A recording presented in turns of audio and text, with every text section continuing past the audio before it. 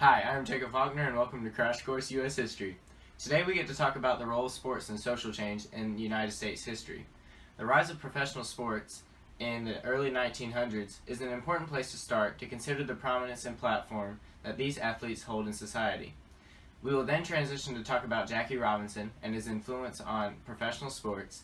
We will talk about the female influence in sports that has been brought by Title IX, and we will finally talk about the recent rise in activism in sports in the current era.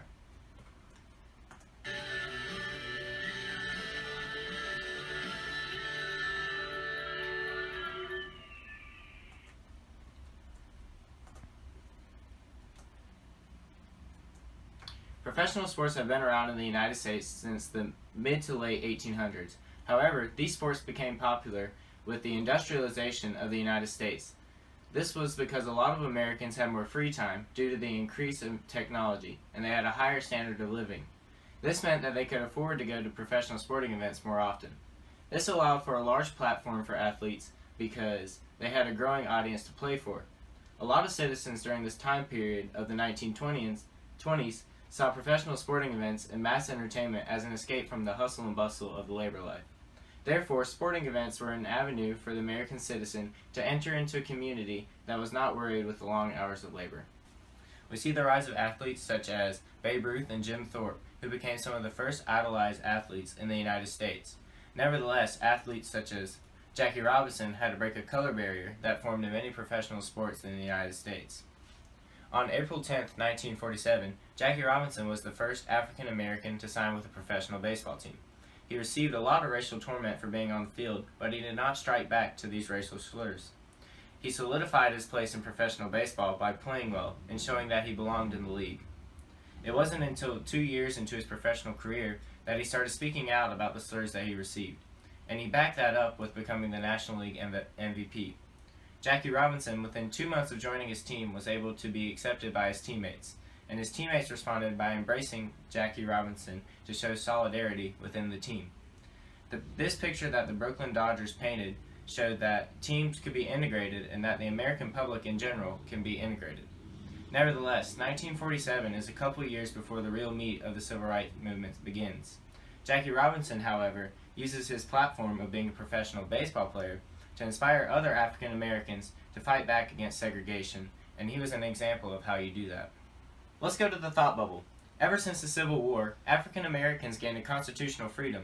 Nevertheless, separate but equal was created in the United States by the Plessy v. Ferguson case in 1896.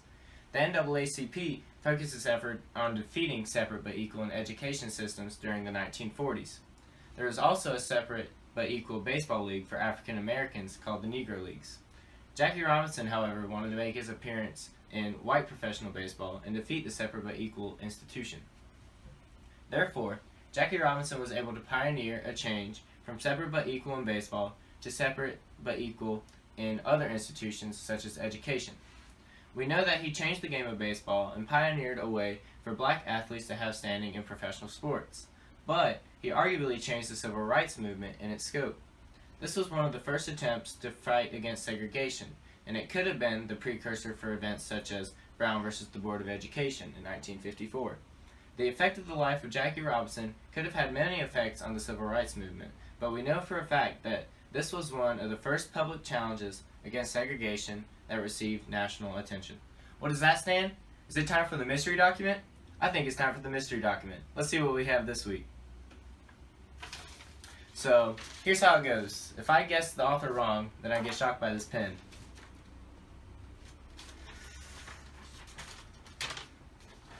My dear Mr. President, I was sitting in the audience at the summit meeting of Negro leaders yesterday when you said we must have patience. On hearing you say this, I felt like standing up and saying, "Oh no, not again." I respectfully remind you, sir, that we have been the most patient of all people. When you said we must have self-respect, I wondered how we could have self-respect and remain patient considering the treatment accorded us through the years. 17 million Negroes cannot do as you suggest and wait for the hearts of men to change. We want to enjoy now the rights that we feel we are entitled to as Americans. This we cannot do unless we pursue aggressively goals which all other Americans achieved over 150 years ago.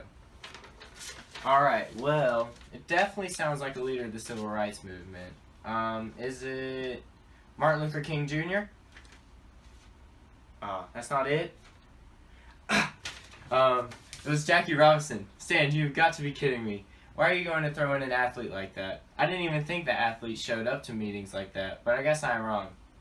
Nevertheless, Jackie Robinson used his platform as a popular athlete to address the president and ask for social change. While he may not have been a key leader in the movement, he was able to bring support behind the civil rights movement, and people could be inspired by his breakthrough in baseball to inspire change in the civil rights movement. Jackie Robinson was also important in creating a pathway for other African Americans to play professional baseball. Martin Luther King Jr. is who you think of when you hear the civil rights movement. However, Jackie Robinson played an important role in highlighting the significance of this movement to the American public. Jackie Robinson, and the events that unfolded during his career, which included the racial torment that he received, showed that there was a need for improvement in relations between the white public and the African American public. Mr. Green, what is it, Stan? How did women transition from domesticity to playing sports? Oh, Stan, you have so much to learn. You see, Title IX is an important piece of legislation signed into law by President Nixon on June 23, 1972. This was passed during the same year as the Equal Rights Amendment was proposed, so this was during the height of the feminist movement. The law prohibits sex discrimination in any education program or activity receiving any type of financial aid. Fewer than 300,000 girls played high school sports in 1974. Today, the ranks have swelled to more than 3.1 million. From the beginning of this movement with Billie Jean King, we can see the change that this law has had for women.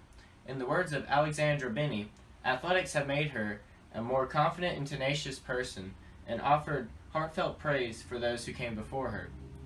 This gives women the confidence to continue to pursue things such as the Equal Rights Amendment.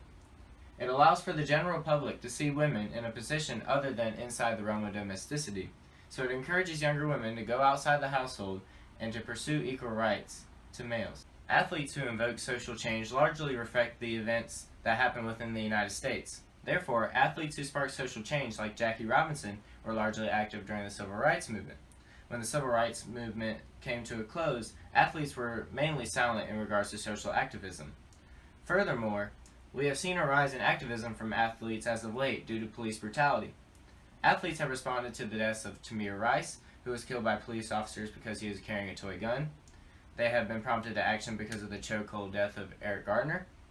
Athletes such as LeBron James, Carmelo Anthony, and Dwayne Wade have backed the Black Lives Matter organization in response to these violent events of police brutality, and have made stands to advocate against police brutality and the system that creates this brutality. They have been a part of activism that has included wearing hoodies and looking down to emphasize the actions of Eric Gardner's death. They are upset by the police actions and not letting Gardner up for a breath after he pleaded with them. LeBron James has been vocal in Tamir Rice's death because the event happened in Cleveland. For all who know Cleveland, their pride in joy in athletics is LeBron James, so he has a platform as an athlete activist in his city. LeBron James also tweeted about justice for death in Trayvon Martin. You can see that these athletes have a lot of presence and power in stirring public opinion. In LeBron James' case, he tweeted, #WeAreTrayvonMartin, #hoodies, #stereotyped, and #we want justice. So you can see the kind of change he's trying to go for in his tweets. This leads to a new athlete activist that has sprouted from the death of Muhammad Ali, who is also a great athlete activist. Colin Kaepernick started to take a knee for the national anthem because he wasn't going to stand for a flag that disenfranchised the African American population. He questioned the structure of the U.S. government, and he has received a lot of attention for his actions. He has gained a lot of support, and he has gained a lot of opposition. Nevertheless, he brought a lot of attention to an important issue in American democracy, and that is the question of whether it protects the populace of the country. He gained a lot of positive and negative media time. A lot of people denounced his kneeling during the national anthem, but they realized the cause behind his protest, and the cause has received a lot of attention. Looking at this picture of Kaepernick, you can see that he is becoming the face for change, and a part of campaign for African Americans to stand up against the system that has disenfranchised African Americans. I'm not going to say whether or not I believe that it is right to kneel for the national anthem, but we're going to look at the fact that this action has raised awareness and has created a lot of conversation on the subject of violence toward African Americans. All movements start with some sort of dialogue or conversation. This is where Twitter and the mass media come into play. They allow people to communicate and hear different sides of the story. This allows people to pick a side, and it starts the trend towards movements being started off of these issues. These athletes are able to use Twitter to advocate for their positions, and the entire nation is able to see what these people tweet. They're able to agree with the problem at hand, and they can communicate with one another to fight that issue. This is the civil rights movement of the modern age. To sum up the idea of social change imposed by athletes, we see a lot of athletes being prompted by the movements of their present situations. For example, Jackie Robinson was back in the civil rights movement. The Title IX legislation was during the height of the feminist movement. LeBron James and Colin Kaepernick are responding to the Black Lives Matter campaign. These athletes are the proponents for change because they build public support. It has been said that sports have become a sort of secular religion in this country because of the impact that it has had on the general public. Therefore, athletes need to use this connection with the public for good. So next week we will talk about the results of the kneeling during the national anthem, and we will analyze the results from the Black Lives Matter movement and see the legislation that was added to fix the system. Thanks for watching. I'll see you next week.